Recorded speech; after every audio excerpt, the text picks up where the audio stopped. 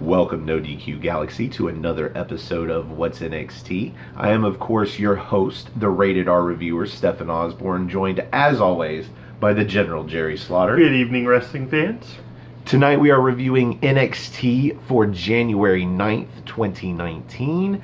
And let me say, as much as I hated that 2-hour extravaganza where they just played all these old matches and recapped all these old matches and feuds, and they named off all the nominations for Superstar of the Year and Tag Team of the Year and everything of the year, and there was a screen just full of superstars to pick from, to vote on, and a 2-hour show that we spent an hour and 47 minutes waiting on a match that lasted 6 and was it the worst reviewed main event we've ever had on What's NXT. Coming off of that last week, this show was fucking awesome. This one had NXT come back like fiercely. This was the show we should have gotten last week, but God, yeah, this is the show we really they should have had 1 hour of all the nominations and then this show last week. Yes, this was awesome. But before we get into that, I just want to say that we are going to have an NXT UK predictions video for NXT UK TakeOver Blackpool. That should be going up the same day as our NXT UK review show. The NXT party goes up on Friday, so the day before the event. And I don't know if it will go up on Saturday night after Blackpool, or if it will end up going up Sunday, probably early. But we are going to have a review show as well. I wanted to do it live. I don't think we're going to be able to do that. No. It'll be a great time of day to do it. Yeah. I know that, but I don't think we're going to be able to do that live. I only have like 20 subscribers on my channel. Maybe if we can boost those numbers to a point to where people actually want to see it live. If you want to actually check out the channel that I'm able to post these videos onto, that's how it goes. I post it onto Aftermatch Wrestling. That's all one word, AFTERMATCH, Wrestling. I post it there, and then Boss Man for No DQ, he gets it from there, and he posts it on to No DQ, which is where most people see it. Mm-hmm. But if you guys want to go subscribe to Aftermatch, we might just do it live. That would be fun. Other than that, we're going to do a review show, and there are rumblings. Yes. We might have the king of No DQ himself on the big screen to review NXT UK TakeOver Blackpool. Such a long title. God, it's a fucking mouthful. That is not confirmed, but we're trying to get that done, and I think that would be really cool. It'd be the first time that we'd have him on the show, and especially to review the inaugural NXT UK pay-per-view. That would be awesome as well. Mm-hmm. But that is NXT UK. We are talking NXT America. Yes. And it may not seem this way when we get to the end of the show, when we actually go over the main event. But this show really was such a breath of fresh air from last week, for one. But on its own, this was an awesome show. Oh yeah, we had 2 farewell matches, more or less, with 2 called-up superstars. We had some great video packages, and an unexpected tag match that just brought glee and joy to our hearts. A lot of joy to my heart. So we start off this show with Johnny Gargano. Always a great start, because that's our pick for Superstar of the Year anyway, when it comes to anything involving NXT, was Johnny Gargano. Nobody had a bigger year than him. He was at the center of the best storyline, the storyline that has driven NXT for probably the last year and a half to 2 years.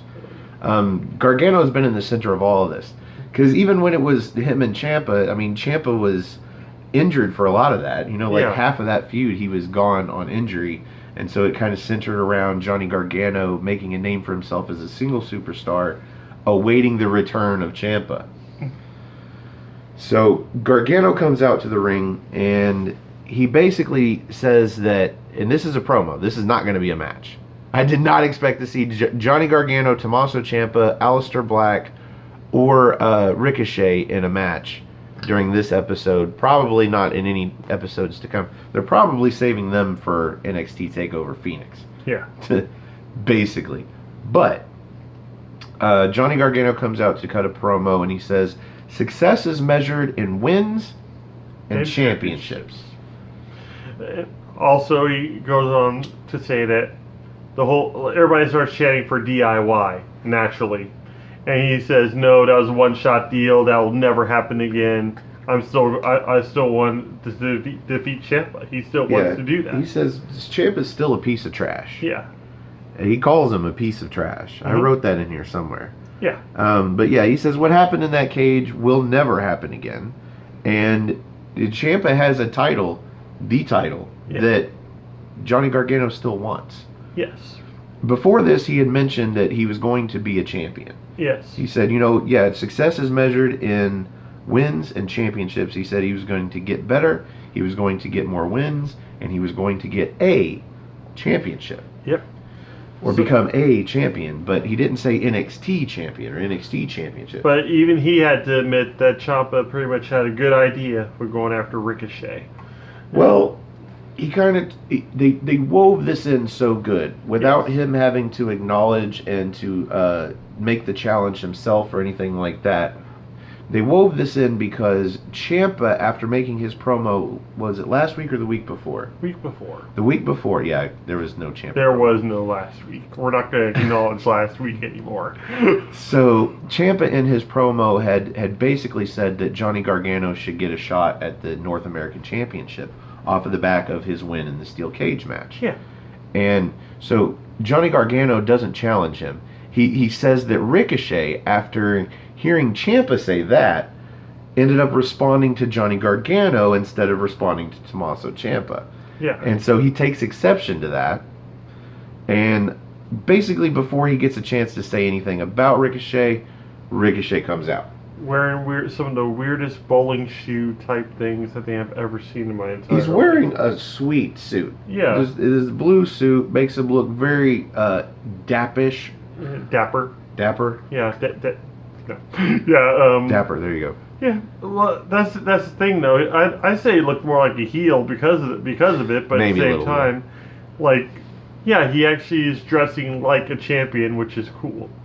So, except for the shoes, the look like brown leather bowling shoes. I couldn't stop looking at. This is wrestling. We're commenting on his shoes, but seriously, if you saw the shoes, you would notice they kind of just stand out. Yeah. You just see a shot of him in the ring, and there's Gargano in his warm-ups with his sneakers on, his bright red sneakers. But then you got the blue suit, the very dapper blue suit with those weird brown leather bowling shoes.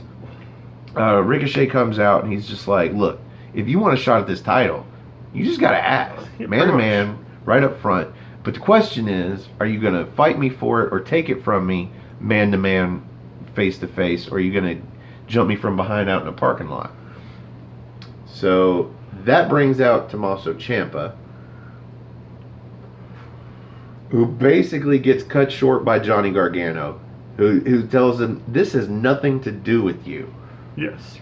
Man, Johnny Gargano is so great. Yeah. And even then, he just tells him more or less to shut the hell up. It's like we're talking here. Just keep your mouth shut. But since you're out here anyway, since Ciampa's out there, who decides to make their opportunity to say something but Aleister Black? Somebody else we weren't really expecting to see at all. So that intro to his music, not really the music, but that, and then the lights go out, and then there's Aleister Black, huge Aleister Black up on the Tron, because now Tommaso Ciampa was heading out, so he sees him on the Tron. And he basically says, "Why are you worried about Johnny Gargano? You should be worried about me." Yes. Because at TakeOver Phoenix, I'm going to make you fade to black. And then the lights go out again, and then Aleister Black is standing behind Ciampa. I mean, who didn't see that coming? I didn't. Well, Ciampa didn't. But he turns around and he realizes real quick. And he starts running over the announce table, running. Oh, he takes apart almost the entire announce table, takes off that, like, the cover portion and everything, anything he'd do to escape Aleister Black, he's just running. Now they teased a suplex or something of some sort. Yeah, they were trying to. He tried to set up for a suplex on there, but then like. Well, Aleister Black set it up. Yeah. I thought maybe Gargano might reverse it, but no, Ciampa he just did. Yeah. Or yeah, sorry, Ciampa might reverse it, but he just slithers out and goes run it again, throws some set over to block Aleister Black for a second, just scurries off, and that's all we see of that. Then the action goes right back to the ring. Meanwhile, in the ring, like Ricochet is just watching all that go down, like yeah, right, because Johnny Gargano's right there. He's not behind me or nothing. Smack, super kick, Beautiful super kick. Fell just like a redwood. It's like one of the stiffest falls that they have ever seen. But like the whole kick in general, this was Sweet Chin Music. Yes. Super kick by Gargano onto Ricochet, and like he said, Ricochet tumbled like a redwood, just straight flat down, just out. Great sell. And even then, like Gargano just stuck around in the ring just for a few minutes, slid out, and even after that, Ricochet was still having trouble getting up. He was completely discombobulated. And he was pissed too, but we'll find that out later. That ends that segment. Great way to start the show. Yeah, that was brilliant. So before our first match, we get a tweet from William Regal, who announces at NXT TakeOver Phoenix, we will see the Undisputed Era, that is Kyle O'Reilly and Roderick Strong, defend the NXT Tag Team Championships against the returning War Raiders. Oh yeah, Hanson and Rowe. Mm-hmm. That is Raymond Rowe.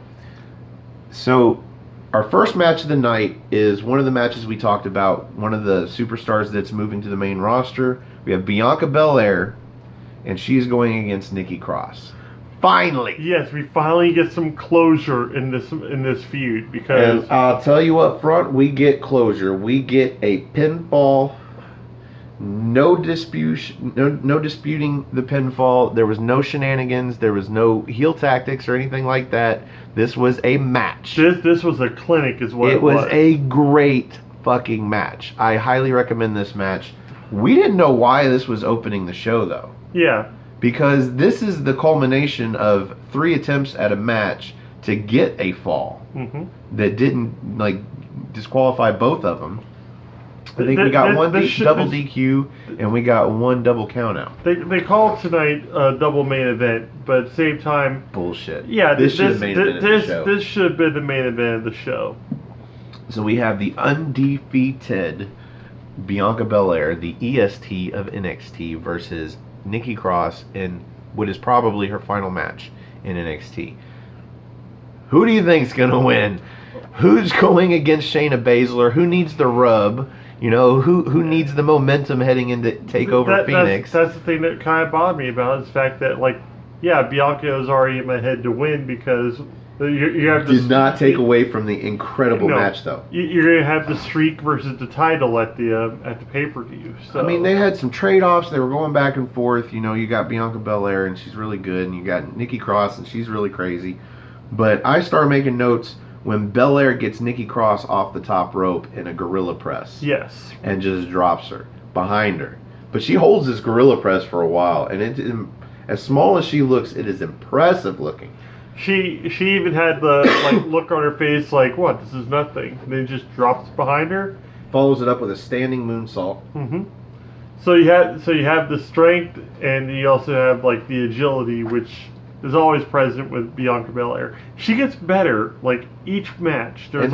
She gets more innovative. We saw her. She transitions an abdominal stretch into a backbreaker, and me and him just fell apart here. We were loving this because we started talking about Roderick Strong and how he probably just jizzed his pants because this backbreaker was something he probably never thought of. Maybe he's done it before. Who the fuck knows? But she drops her with this, and I'm just like. I think I clapped. Yeah, you did. At that point, because I'm just... Something about Bianca Belair impresses me more and more every single time I see her in the ring. It's because Except for last week when they flash back to 8 months ago. Yeah. Well, that was also 8 months ago. You've seen how she progressed. Yes. With each person. To see where she was 8 months ago last week in that match that they replayed from Chicago. So maybe it was more like 7 months ago. But to see where she was then to the match that we saw with Nikki Cross tonight, amazing. I think that's one of the saving graces of that show was the fact that we got to see how much she's actually grown in the year that she's been like doing her thing in NXT and her undefeated streak, and it's been great.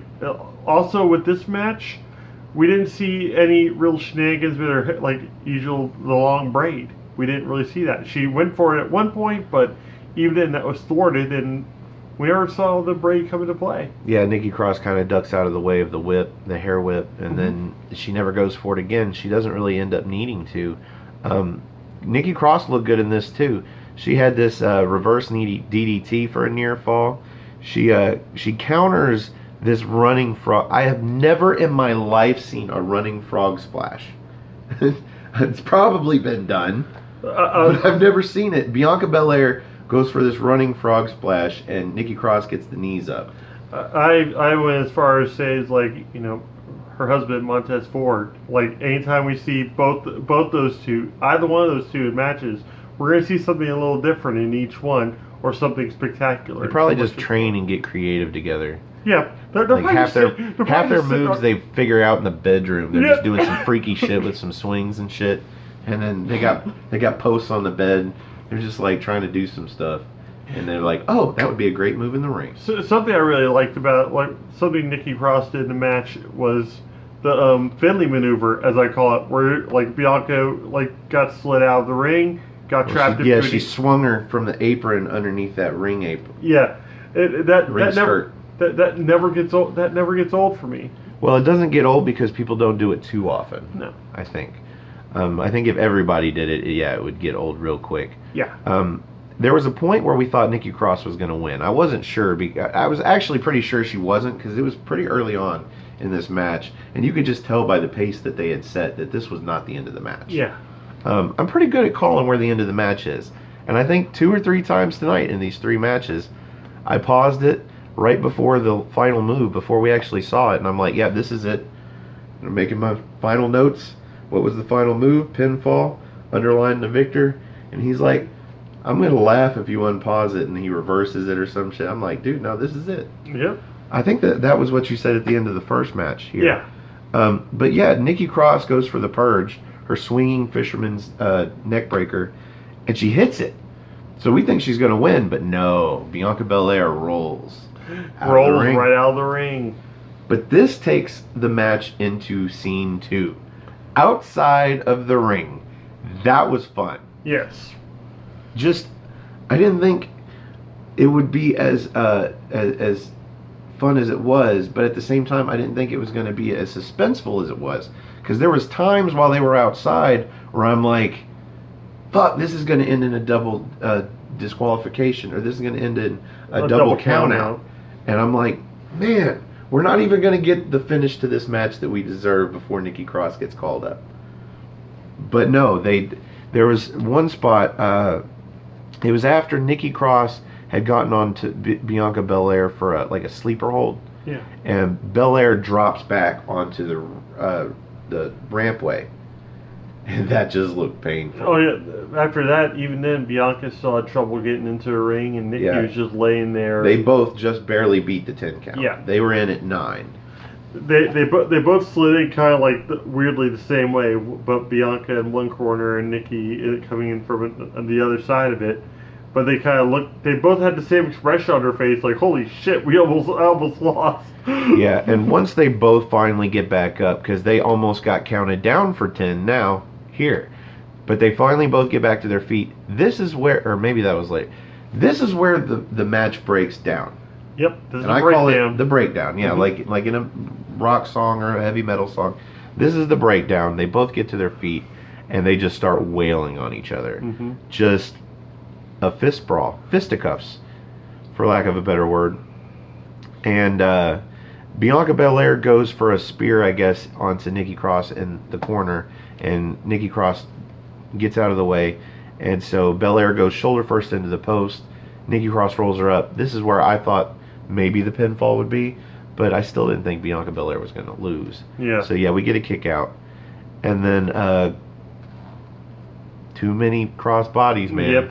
I was about to say, Nikki Crossbody kind of screwed that one up. She'd already hit 2 or 3 cross bodies in the match successfully at this point.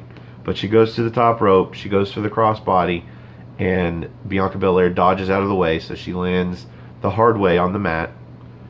And, like, with no hesitation whatsoever. The second she saw Nikki Cross pop back up, had her hooked into that torture rack and right into the KOD. Yeah, what I was calling the ESTKO, which I think is a more appropriate name. I think that works too. But she calls it the KOD, the Kiss of Death. Yep. I like the name better. Let's get rid of the acronym or the initialism of KOD. Let's just call it the Kiss of Death, because she's got that big smooch print on her shirt anyway. Yeah. You know, she sports the kisses, so the Kiss of Death is fine. Don't call it the KOD. Just a little side note. And that's other than that, that was the end of the match. That match was awesome, and I would have loved to have done that match for the main event. Yes. And got to rate it, but no. Our main event is going to end up being the other person that's getting called up, and they're probably final match on their way to Raw or SmackDown in EC3, and we're going to see him versus Adam Cole, but that'll be at the end of the night. The thing that surprised me really about the end of this match is that we didn't see Baszler or... No Baszler. Yeah, we didn't see Baszler. Even just show up. They're not even building this match at this point out. Like, they're talking about it a lot, but there's really not a lot of action going on. I mean, we'll probably see Baszler next week, but we're only 2 or 3 weeks out. I think we only have 2 more episodes of NXT before NXT TakeOver Phoenix. The only story behind this match right now is Bianca is still undefeated, and she won that Fatal 4-Way match. There's really nothing else going on there. At the very least, they should have brought out Baszler with Jessamine and Duke, and they should have just stood at the top of the ramp. It stood there looking intimidating. You know, Baszler maybe holds up the belt. And then next week we hear from Baszler. Yeah. Something, but maybe they didn't want to overshadow Nikki Cross's final match with a Baszler angle. Same time, I think it would have been actually cool for Baszler, Duke and Bashir to come out and try to attack, and then Nikki Cross actually helps her ward him off, almost like a sign of respect. Yeah, but we didn't get that though. But at the same time, awesome fucking match. Awesome match. Up next, we've got a promo for the Street Profits. And at first I thought this was going to be a video package, but no, it just starts out with their Twitter thing, or not Twitter, their Snapchat thing. Yeah. And we're like, oh, Street Profits, awesome. And we get a Street Profits impromptu rap. Yeah, we get an impromptu rap, which was pretty awesome. And then they just go into their talking about how this is going to be their year. And we're hoping to God it is. Because they deserve all the success in the world, like in NXT, and they've been there. What they said, 3 years now? I believe so. In 3 years, and they haven't won the championship yet. And they started naming off the other tag teams it hasn't been registered yet, but it seems like Street Profits haven't lost. I think they've lost before. I would say if they were undefeated, somebody would be on commentary would be mentioning that at some point. We would have noticed. I suppose we could go back and look. Yeah, which would have been weird because Bianca Belair is also undefeated, and she is Montez Ford's wife. So he was doing the rap. We had Dawkins. Angelo Dawkins doing the beatbox. Pretty good beatbox. He had some hum in there, which I don't know if you know, is very hard to do when you're beatboxing. I'm probably not going to demonstrate that for you, but I am a pretty good beatboxer. I'm a drummer. To me, to be able to beatbox is to be able to drum without a drum set. And I know I could beat on things, tap on things. Dashboards are really great for drumming on the drumsticks. They've got a perfect bounce to them, but don't do it. I ended up cracking my mom's dashboard in a couple of places back when I was a teenager. And then that was my first car, so I got the cracked dashboard that I cracked. So that was fun. But anyway. So sad life aside. Angelo Dawkins is a pretty good beatboxer. Mm-hmm.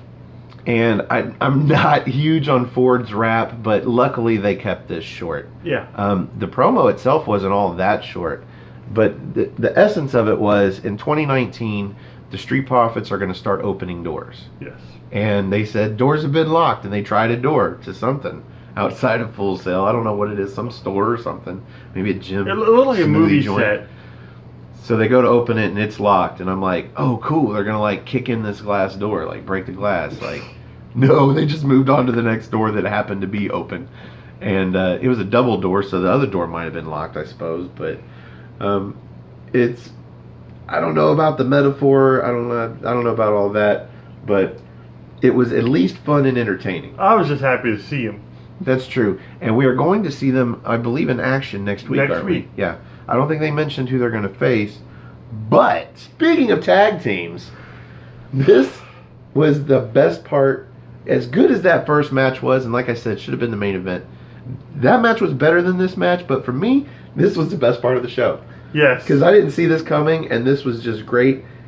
Fabian Eichner and Marcel Bartel, who are NXT UK, well, they're a tag team in NXT UK. They have competed in singles matches on NXT, but never as a tag team. But we have gotten into these guys on NXT UK. If you don't watch NXT UK or you don't watch the NXT party, it is getting to a point to where you are now missing something special.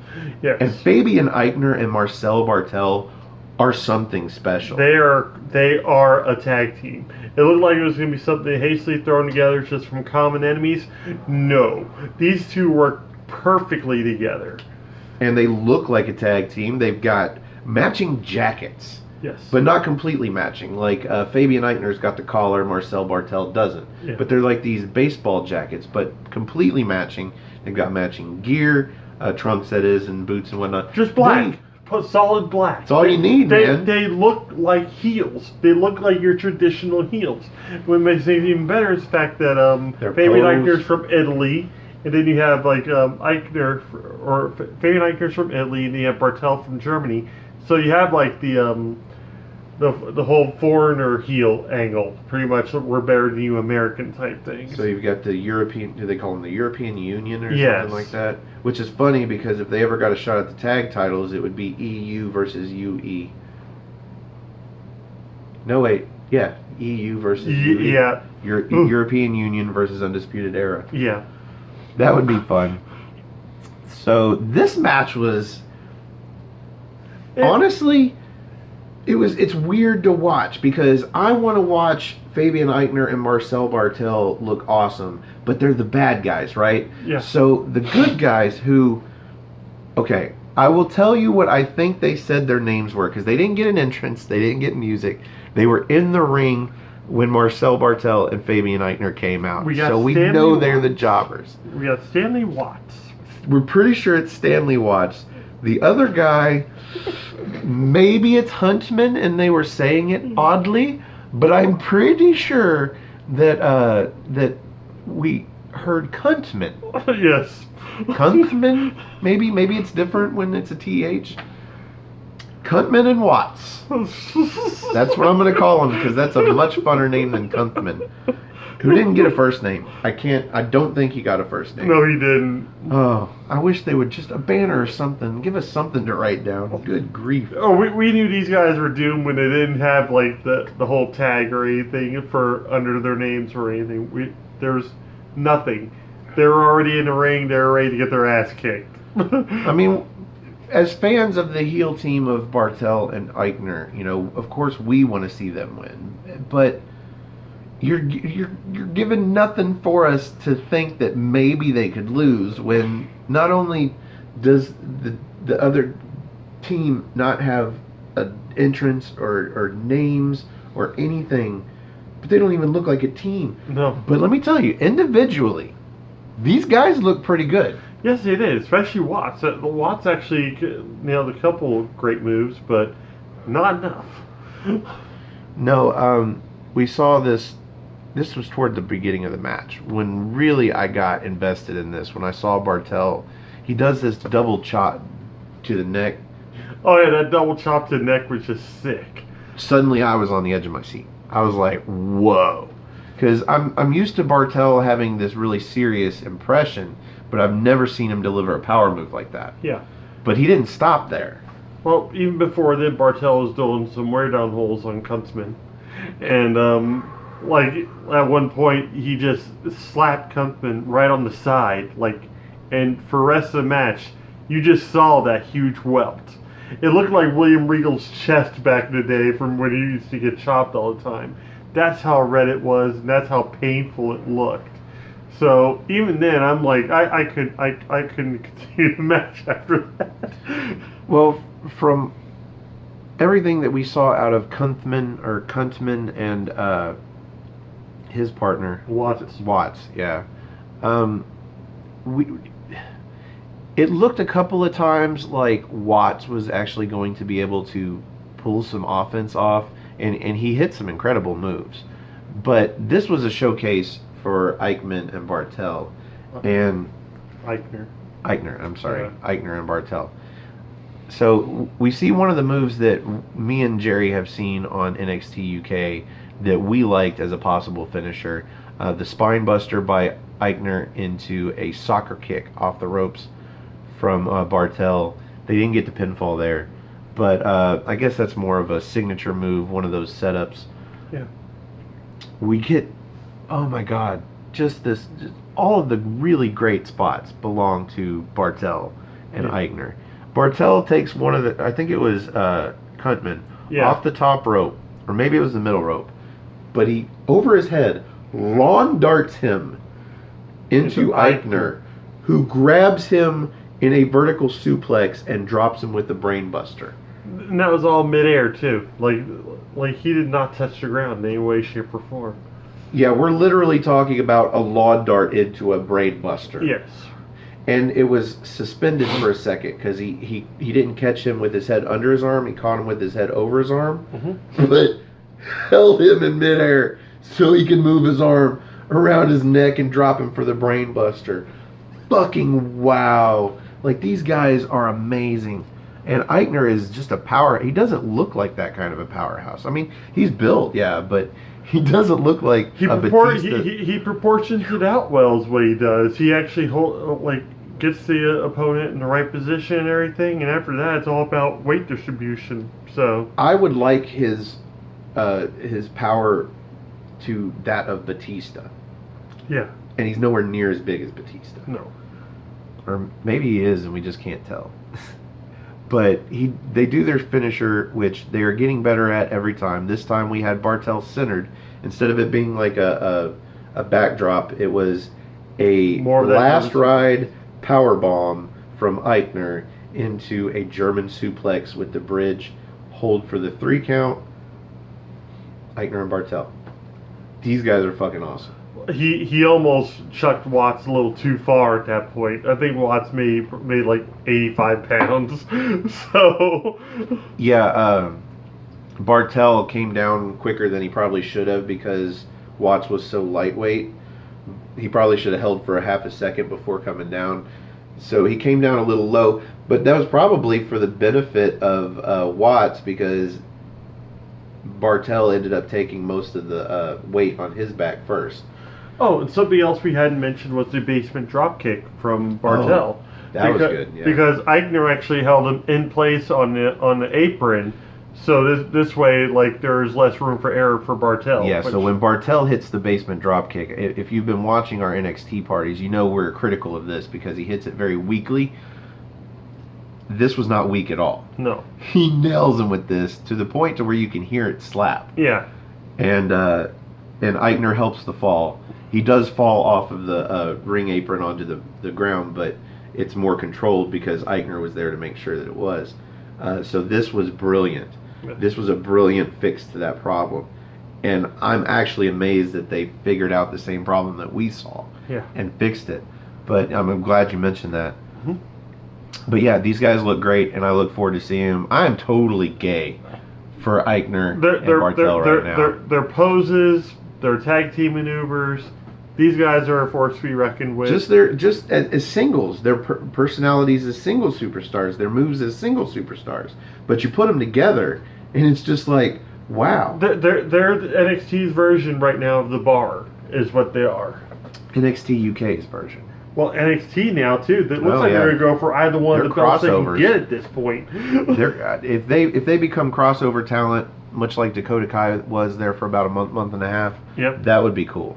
More opportunities to see them. I think that's what they're trying to do. I think they're trying to build them as a force to be reckoned with, and a tag team that's going to be able to challenge for the NXT UK belts or the NXT title, like just the NXT titles here. So up next we have Kathy Kelly outside, and she's trying to talk about all the people that got ejected from the arena. Mm-hmm. I think Johnny Gargano got ejected. Aleister Black and Ciampa. Okay, so they got ejected, blah, blah, blah. But she sees Ricochet leaving. And this is what we alluded to earlier. Ricochet's pissed. You can see it on his face. He's pissed. And he wasn't showing much personality in the actual initial in-ring segment we got earlier. But this one actually showed more of the Ricochet we wanted to see anyway. He's ready to just take Gargano out. Yeah, I'm pretty sure I made a comment to Jerry during the opening of this show, and I'm like, Ricochet is not a mic guy. No, he isn't. He's not a promo guy. He's incredible in the ring, but put him behind the mic, and it's like, all right, he knows his lines. He delivers them. So... But it's very wooden sounding, but it's usually something after like that. So. But you get him in the mindset to where he's pissed off, and now he's going to cut a promo, and this I liked. Yes. He cuts a promo, of course, on Johnny Gargano, and he's like, I told him all he had to do was ask me face to face, but now, after him fucking super kicking me, I'm going to get his ass no matter what. I don't care if William Regal okays this, makes this a match, whatever. I'm coming for Johnny Gargano. Yep, he said he's coming for my belt, and I'm taking him out. So there you go. Then we get a recap from last week and the match. I was going to say the main event, but no, it was the match last week. The match. The match we waited an hour and 47 minutes for. That, of course, was Matt Riddle versus Cassius Ohno.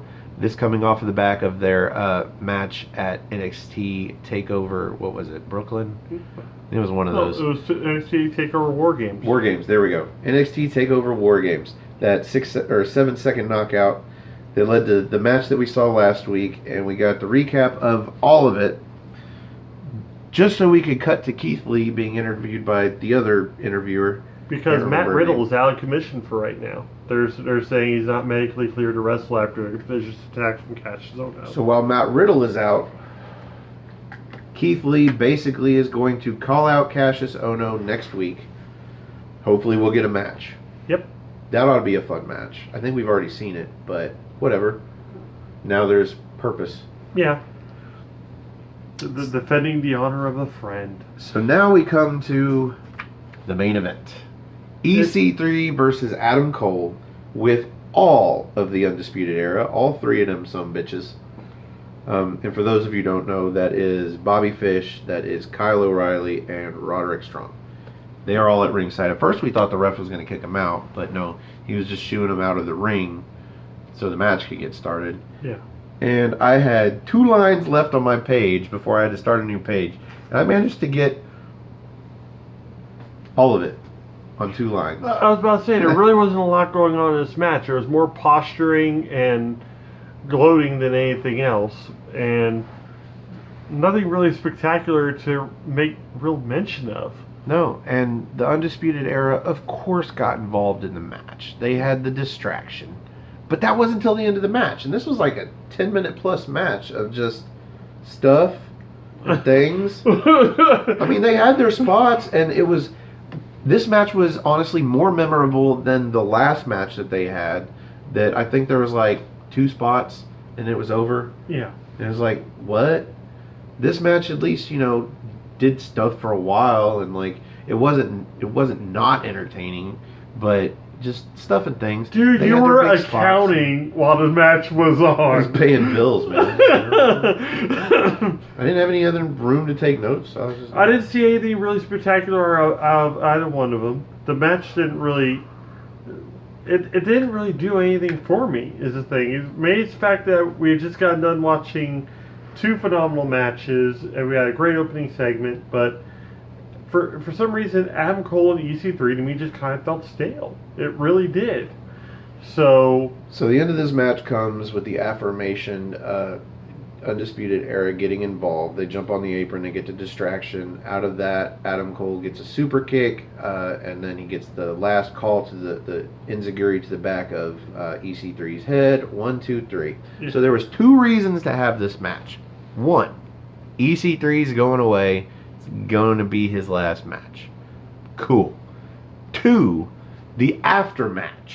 yes, which is something I pretty much was calling after they made the announcement for the Takeover anyway. We get the return of the War Raiders because EC3 is getting the shit kicked out of him. Yeah, you got 4-on-1, and suddenly the War Raiders come out and they clear house. Yes. In a badass way, like just Rowe, just like wheel kicking, just like oh my god, wow, Rowe. But then fucking Hanson goes for a power slam on somebody, and then Rowe stacks somebody on top for a power bomb, a power slam power bomb. Yeah.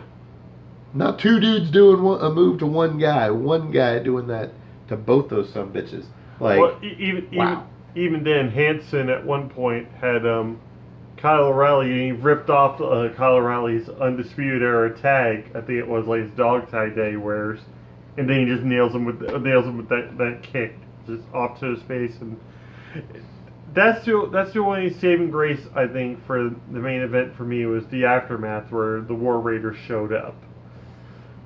So, I don't know if I should give it away or not, but I'm pretty sure the War Raiders are winning the championships at NXT TakeOver Phoenix. Yeah, that doesn't shock. That wouldn't shock me at all at this point. Well, I mean, this would be the second match. They lost the first title match cleanly, and their performance at War Games was just phenomenal. Yeah, so I think this is where the War Raiders take the tag team titles in 2.5 weeks. Yep. At TakeOver Phoenix. So, that concludes the main event, and sadly, it was not Nikki Cross versus Bianca Belair. Yeah. I would much rather rate that match, but around these parts, we rate the main event, the last thing to go on the show. So, given the General's 5-star rating system, Mr. Slaughter, where do you rate this main event? Oh, I don't want to listen. 2 3/4. Like basically seems fair. Yeah, I was about to say with the match itself, we knew it was going to be pretty much a farewell match for EC3.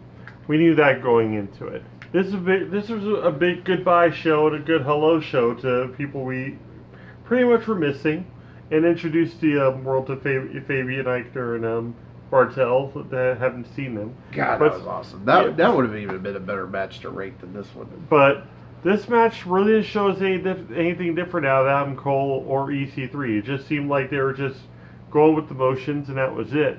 The aftermath of the match is where the story really goes, and we're not really rating that though. So I'm gonna go with 2 3/4. I am going to agree with you.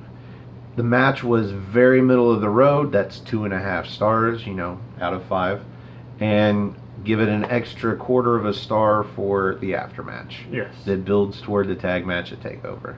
So, I mean, you said it. I mean, this match was just nothing special.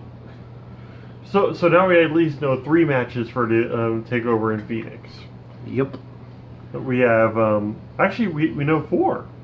Oh. That's all 4 matches we'll probably get. Well, hopefully we get 5, but whatever. Like well, 4 was okay for TakeOver War Games because War Games itself was a very long match. Yeah. But the normal TakeOver has got 5, so we're bound to see at least one more match pop up in the next coming, 2 weeks? Yeah, so we have Tommaso Ciampa versus Aleister Black. We've got Johnny Gargano versus Ricochet. which hasn't been confirmed yet, but we know we're going to get yeah, it. right. Bianca Belair versus Shayna Baszler, and the War Raiders versus Undisputed Era. So who do you think's getting the final match? The fifth match? I hate to say it, but probably Matt Riddle versus Cassius Ohno again. Oh, there you go. It's all scoring if he's actually cleared to wrestle, but unless do you see anybody else in that match? Unless we see Cassius Ohno find a partner, and then so it'll be Matt Riddle and that would involve somebody liking Cassius Ohno. And who likes Cassius Ohno? No one. So that brings us to the end of this show. Absolutely. That's 2 3/4 for the main event for both of us. Again, we agree. I think this is the 4th rating in a row that we've actually agreed on, if you include NXT UK. So we'll see if that continues. We are actually getting ready to watch and review NXT UK episode number, 23? Yep. And I believe we will be doing the review with James Hebert. James Hebert. So I hope you look forward to that. We look forward to a spot of NXT with you. Meanwhile, next week we will be having, again, What's NXT, and NXT UK should be 1 episode, hopefully, next week. But between that, as we said earlier, we will have the predictions show that we will be recording tomorrow night. With 4 possible guests. That is our hope. We are going to have the Brady Bunch heads up on the big screen. We'll have 4 people, which makes 6 total, which will be in No DQ's largest predictions panel to date for an NXT UK show. That's right. So we're trying to make the inaugural NXT UK pay-per-view something special in our own little world, in our No DQ world. So we hope you'll join us for those. And like I said, we will be doing a NXT UK Takeover Blackpool review episode, hopefully with the king of No DQ himself up here on the big screen. Cross your fingers for that. So if you'd like to be up on the big screen and do a review of NXT UK with us, that is our NXT party, you can get a hold of me on Twitter. Just go to nodq.com/Stefan. That's STEFAN. Or if you just want to go to Twitter and find me, it's at Stefan R. Osborne, OSBORNE. The R stands for restricted. You can also find this gentleman on Twitter at No DQ General, and also a group on Facebook known as Armbar. All capitals, ARMBAR, exclamation point. Find Stefan or I on there. We'll go ahead and add you into the group. And if you don't have Facebook, you don't have Twitter, and you can't slide into our DMs, just let us know down below in the comments how we can get a hold of you and hopefully have you up on the big screen and review an episode of NXT UK with us. Other than that, I guess that's the end of this show. Absolutely. So thanks for joining us for this week's episode of What's NXT. We look forward to seeing you next week, and hopefully for the NXT party. I am the Rated R reviewer, Stefan Osborne, joined as always by the General Jerry Slaughter, and we'll see you NXT time.